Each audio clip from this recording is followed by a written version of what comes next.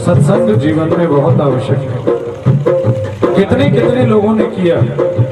लोग कहते हैं पैसे से नाम अमर होता है, कुछ लोग कहते हैं कि पुत्रों से नाम अमर होता है। लेकिन आप विचार कीजिए, स्वामी नामदेव जी महाराज, मीराबाई, सहजोबाई, कर्माबाई, कितने बेटे थे इनके, और आज कौन इनको नहीं जानता। और हमारे बाद में भी लोग इनका नाम लेंगे। क्यों? क्योंकि इन्होंने अपने नाम को भगवान के नाम के साथ में जोड़ दिया। इनका नाम सदा सदा के लिए अमर हो गया। हाँ, नामदेव जी महाराज कण कण में भगवान का दर्शन किया करते थे। नजर की बात है, तुझ में राम, मुझ में राम, सब में राम समाया है। सब में वो बैठा है और यही बैठा है। आवश्यकता है तो वो नजरें चाहिए उसको देखने की। हाँ? महाराज नामदेव जी महाराज रोटी बना रहे थे, रोटियां पका रहे थे और पका पका करके रख रहे थे। इतने में ही एक कुत्ता आया और कुत्ते ने झपट्टा मारा रोटियों पे और भाग चला। पीछे पीछे नामदेव जी भागे। हैं? आपकी तरह नहीं, आप होते तो क्या करते? एक सोटा लेके पीछे भागते। लेकिन नामदेव जी पीछे भाग रहे हैं, क्या लेकर? घी का कटोरा लेकर। हाँ? रोटी नामदेव ने पकाई, रोटी कुत्ते ने उठाई, पीछे घी का कटोरा लिए जा रहे। स्वामी तेरा मेरा एक नूर, और फिर काहे को हुजूर ये सूरत बनाई है सवान की। है? किसी सूझ वाली आंख ने पहचान। स्वामी ये रोटियां मैंने आपके लिए बनाई, आप ऐसे लेकर के क्यों भाग रहे हो? और फिर कहा स्वामी रूखी तो न खाओ, थोड़ा घी तो लगाओ। भगवान वैकुंठ में बैठे परेशान हो गए, माथे पर हाथ रख लिया। लक्ष्मी जी ने पूछा क्या हुआ? तो नारायण ने कहा कि क्या करूं, ये मेरा भक्त है। बोले भक्त है तो जाओ दर्शन दो। बोले समस्या है क्या? बोले इस भक्त ने मुझे कुत्ते में देख लिया, कुत्ते में मुझे देख लिया, इसकी श्रद्धा है, इसका विश्वास है? और मेरे भाग्य देखो, एक भक्त ने मुझे कुत्ता बना दिया। अब मैं क्या करूं? जाना तो पड़ेगा।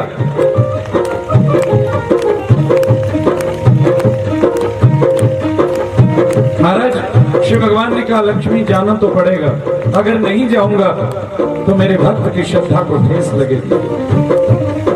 चाहे मुझे कुत्ते में ही जाना पड़े।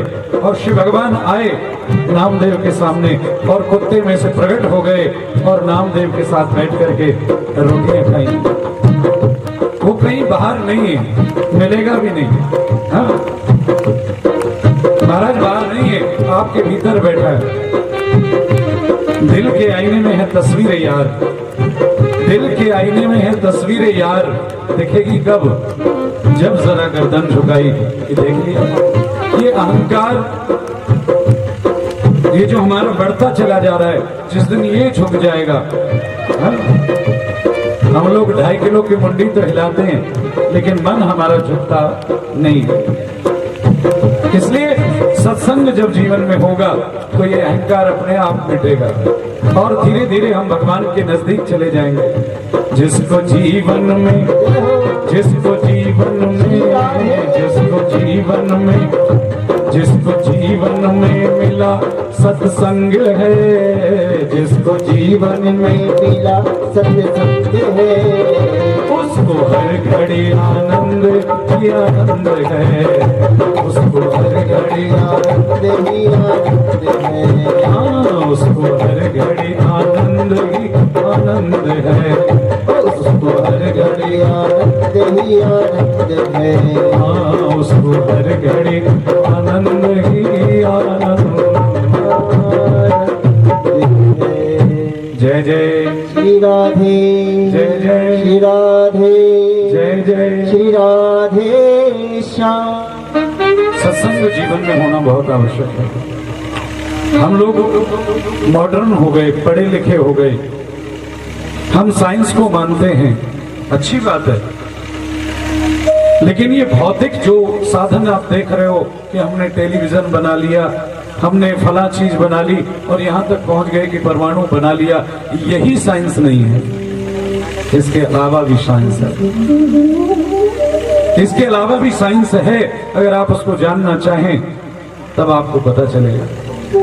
आज तो हवाई जहाज उड़ता है पेट्रोल से, और न जाने हमारे इस सनातन धर्म में हमारे ऋषियों ने केवल मंत्रों से विमानों को उड़ा दिया।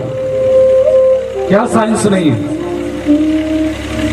सज्जनों, कॉन्वेंट स्कूल में पढ़ने से कोई मॉडर्न नहीं हो जाता। हमारी सनातन संस्कृति को अगर आप जानेंगे तो इसमें ऐसे ऐसे अन्वेषण हैं, शोध हैं, जो अब तक किसी की बस की बात नहीं। प्रेम से बोलो राधे राधे। कैसे बोलोगे? राधे राधे। महाराज, सत्संग जीवन में बहुत आवश्यक है, और जिसने भी किया उसके जीवन का कल्याण हो गया। 3 साधनों की आवश्यकता है जीवन में, मैंने अभी अभी कहा। पहला ज्ञान, दूसरा भक्ति, और तीसरा वैराग्य। ये तीनों चीजें आपको यही श्रीमद् भागवत महापुराण में प्राप्त होंगी। आपको दर्शन कराऊं। सज्जनों, ज्ञान, भक्ति और वैराग्य का एक समुद्र है श्रीमद् भागवत महापुराण। इससे बड़ा अनुष्ठान दुनिया में कोई है नहीं। सबसे बड़ा अनुष्ठान माना गया है श्रीमद् भागवत महापुराण को। सज्जनों, अथाह सागर है श्रीमद् भागवत महापुराण। सबसे पहले ध्यान दीजिएगा मेरी बात, सबसे पहले श्री भगवान नारायण के मुख से 4 श्लोकों के रूप में निकला, और इन 4 श्लोकों को भगवान नारायण ने अपने पुत्र ब्रह्मा को प्रदान कर दिया। ब्रह्मा जी ने इन 4 श्लोकों को कृष्णोद्यपायन व्यास जी महाराज को दिया, और व्यास जी ने, जिन्होंने चारों वेदों की रचना की, शास्त्रों की रचना की है, उन्होंने इसका विस्तार करके 4 श्लोकों को 18,000 श्लोकों में परिवर्तित कर दिया है। 18,000 श्लोकों का ये एक सागर है श्रीमद् भागवत महापुराण, और इसमें 12 स्कंद हैं, 335 अध्याय हैं। व्यास जी महाराज ने इसको सुखदेव जी महाराज को श्रवण कराया, और सुखदेव जी ने महाराज परीक्षित को श्रवण कराया। ज्यादा पुरानी बात नहीं, केवल 5200 वर्ष बीते हैं। कितने? 5200 वर्ष। 5200 वर्ष पहले शुक्ताल की पावन भूमि में, मुजफ्फरनगर में, आज भी गंगा जी के किनारे वो वट का वृक्ष जीवित है, जहां बैठ करके सुखदेव जी ने महाराज परीक्षित को ये कथा श्रवण कराई थी। कभी आपको सौभाग्य मिले तो दर्शन करके आना। आज भी वो वट वृक्ष हरा भरा है, एक भी पत्ता मुरझाया नहीं है। आप दर्शन करोगे तो आपको एहसास होगा, पास में ही कलकल निनाद करती हुई भगवती गंगा जी बह रही हैं। इतना सुंदर रमणीक स्थल है। वहां पर परीक्षित को ये कथा का श्रवण कराया गया। सज्जनों, कथा का श्रवण क्यों हुआ? ये मृत्यु लोक है, निश्चित है, जो आया है वो, प्रेम से बोलो राधे राधे, जो आया है वो जाएगा, ये नियम है। तो फिर परीक्षित को ये कथा क्यों श्रवण करनी पड़ी? सज्जनों, बाकी तो मैं आपको कल श्रवण कराऊंगा, पर थोड़ा सा परीक्षित को 7 दिनों में मृत्यु का श्राप लगा था शमीक ऋषि के माध्यम से, और जाकर के बताया गया परीक्षित को कि परीक्षित, आज से 7वें दिन तेरी तक्षक के काटने से मृत्यु हो जाएगी। कानों से सुना, भय लगा, हमें मृत्यु का डर कहां से पता चला। आप विचार करें कि हम इस धरती पर आए और बड़ी खुशियों से जी रहे थे, धीरे धीरे हमारा ज्ञान बढ़ता चला गया, तो हमको पता लगा कि हमको भी एक ना एक दिन मरना पड़ेगा। कहां से पता चला? ये हमारे कानों से, क्योंकि लोगों ने हमें बताया कि जो इस दुनिया में आता है वो एक ना एक दिन मर जाता है। कानों से पता लगा, फिर दवाई भी तो कानों में ही डालनी पड़ेगी। इसकी कोई औषधि चाहिए कि महाराज मरना तो पड़ेगा, लेकिन मरेगा ये शरीर, आत्मा न मरती है न जन्म लेती है। तो फिर कोई ऐसा उपाय हमारे जीवन का होना चाहिए जिससे हमारे जीवन का कल्याण हो। कैसे मिलेगा?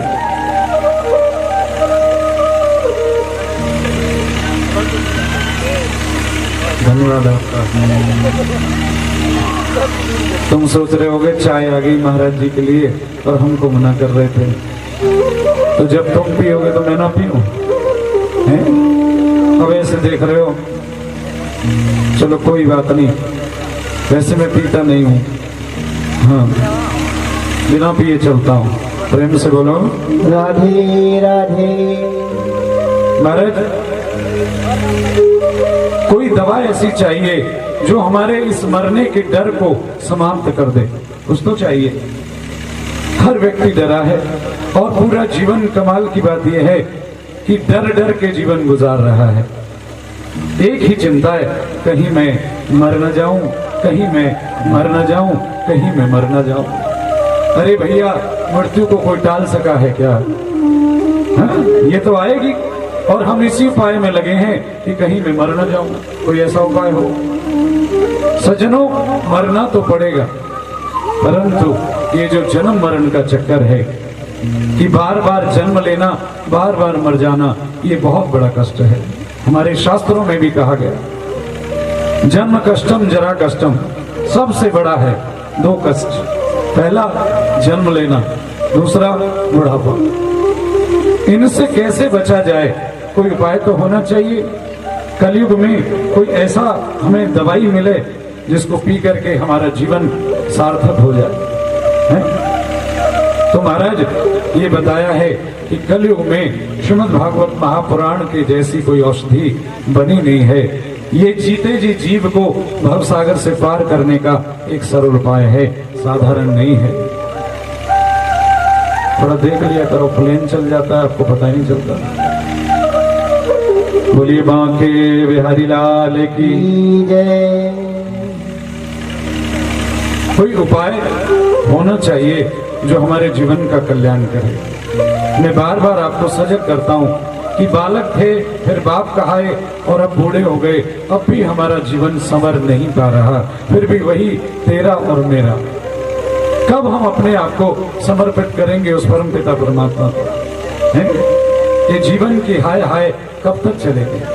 अभी भी हमारा मोह बढ़ता चला जा रहा है। इस परिवार में, संसार में, धन दौलत में, ये काम आएगी क्या? है?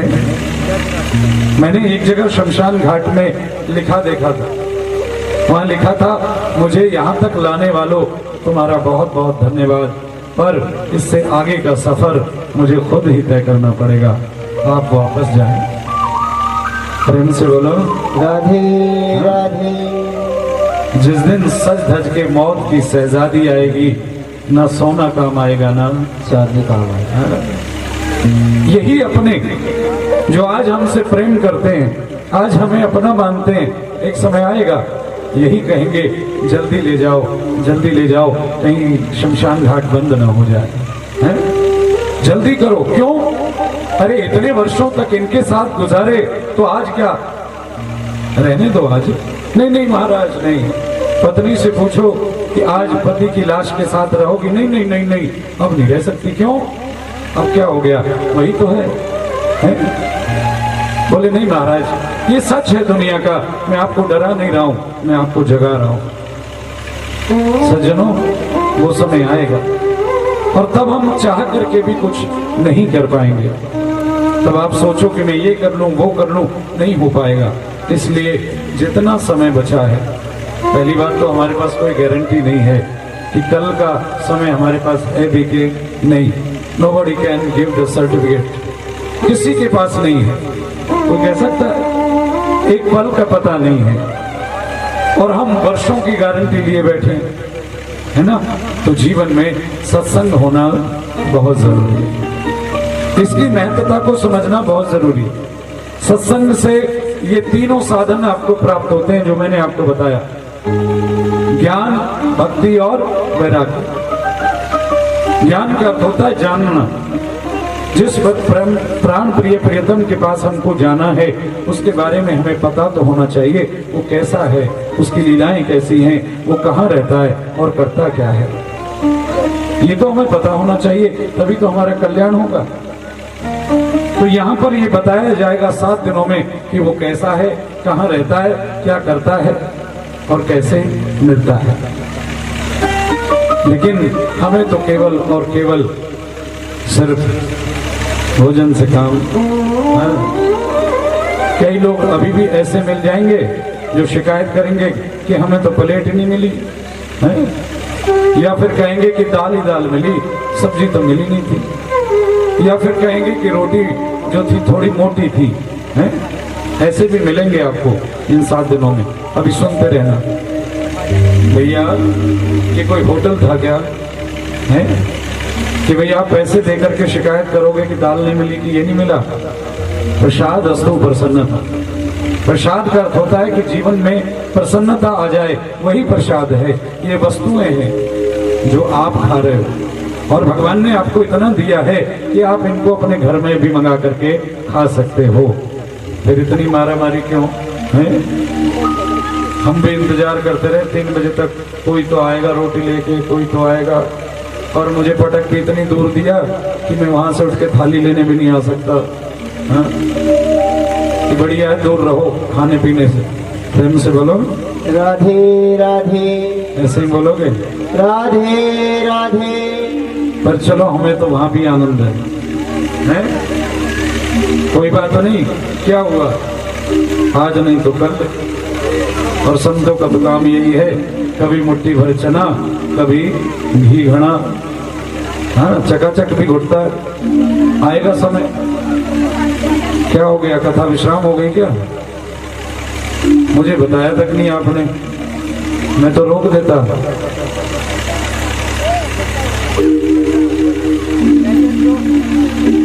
सिर्फ 5:45 बजे तक है कथा। जिसको सुनना है वो बैठिए, नहीं सुनना तो एक एक करके चले जाओ। 4 को इशारा करके मत ले जाओ हैं? एक जाएगी, वो 4 से कहेगी चल तू भी उठ, तू भी उठ, तू भी उठ। कमाल की बात है।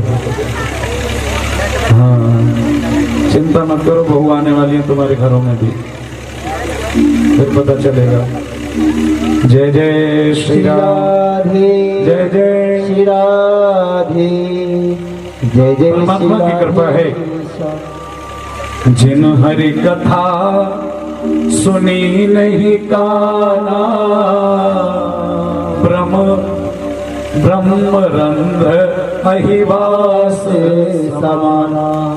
गोस्वामी तुलसीदास जी महाराज कहते हैं कि कान पाने के बाद यदि आपने भगवान की कथा का सेवन नहीं किया तो ये आपके कान नहीं, सबके बिल के समान माने गए हैं। सज्जनों, हमारे कानों की सार्थकता है कि आप कथा का आस्वादन करें, भगवान के गुणों को सुने, तभी आपका कल्याण होगा।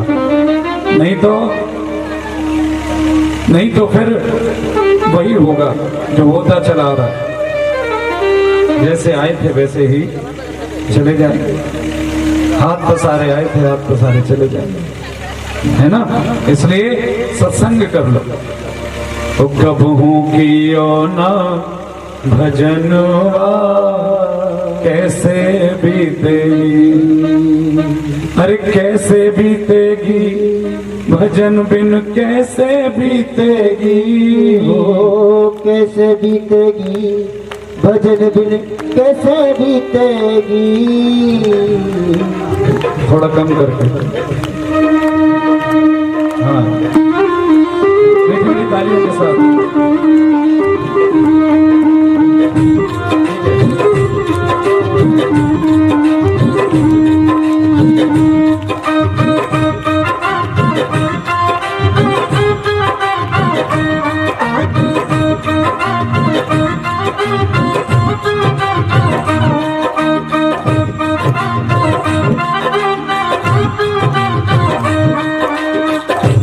कबहू कियो ना भजनवा कैसे बीतेगी मैंने कियो ना भजनवा कैसे बीतेगी।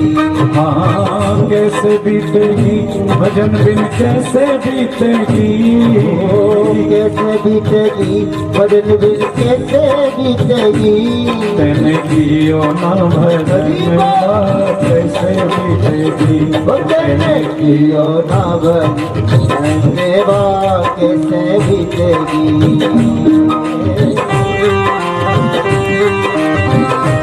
जय जय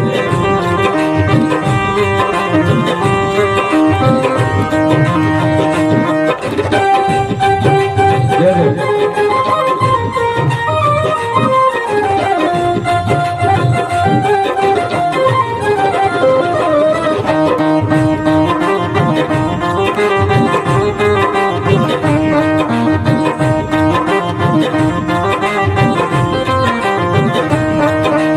सह न सका जब कष्ट गर्भ का किया था बोल करार सहना सका जब कष्ट गर्भ का किया था बोल करार।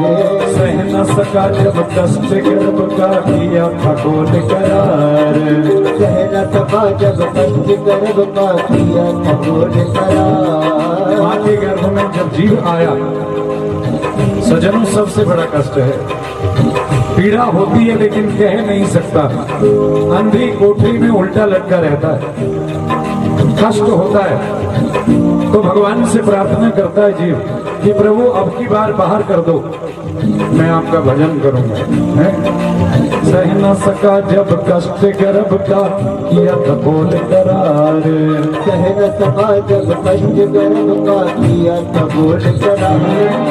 प्रभु तुम्हारा भजन करूंगा करो नरक से पार प्रभु तुम्हारा भजन करूंगा करो नरक से पार। हरि तुम्हारा भजन करूंगा करो नरक से पार हरि तुम्हारा भजन करूंगा करो नरक से पार। भगवान ने कृपा की जय हो। बाहर निकाला बाहर आने के बाद भजन होता है क्या है ये दुनिया वाले ये बच्चा तो याद करता है उस परम पिता परमात्मा को क्योंकि वो ऊपर की तरफ देखता है लेकिन ये दुनिया वाले चुटकी बजा बजा करके लूरू लूरू मैं तेरी मम्मी ये तेरे डैडी उसको परमात्मा को भुला देते हैं और इस दुनिया में मिला लेते हैं। हाँ सह न सका जब कष्ट गर्भ का किया था बोल करार सहना सका जब कष्ट गर्भ का किया था बोल करार। प्रभु तुम्हारा भजन करूंगा करो नरक से पार प्रभु तुम्हारा भजन करूंगा करो नरक से पार। और वादा भूला रे बेईमानवा कैसे बीतेगी वादा भूला रे बेईमानवा कैसे बीतेगी। हाँ कैसे बीतेगी भजन बिन कैसे बीतेगी कैसे बीतेगी भजन बिन कैसे बीतेगी। कब हूँ किया ना हरि बोल। अच्छा एक बात बताओ माना कि पंडाल इतना बड़ा है तो आप इतनी दूर दूर क्यों बैठे हो थोड़े थोड़े सरक जाओ आगे आ जाओ मुझे ऐसा लग रहा है कि पंडाल खाली है थोड़ा थोड़ा आगे सरक जाओ मैं समझता हूँ आपकी मजबूरी एक गद्दा अपने पांव फैलाने के लिए छोड़ रखा है अरे माटी के धौंधा कि मैया ये कुर्सी वाली मैया यहाँ बिछा ले और एक गद्दा भाई कुर्सी बिछा रहा कि योग बिछा ले। हाँ यहाँ बैठ कर बैठिए जरा, क्योंकि मिल बैठ करके अगर बैठोगे तो आपको समझ में भी आवेगा। वादा भूला रे बेईमानवा कैसे बीतेगी, वादा भूला रे बेईमानवा कैसे बीतेगी, हाँ कैसे बीतेगी भजन बिन कैसे बीतेगी, कैसे बीतेगी भजन बिन कैसे बीतेगी, कब हूँ पियो ना भजनवा कैसे बीतेगी, कब हूँ पियो ना भजनवा कैसे बीतेगी। प्रेम से ताली बजा कर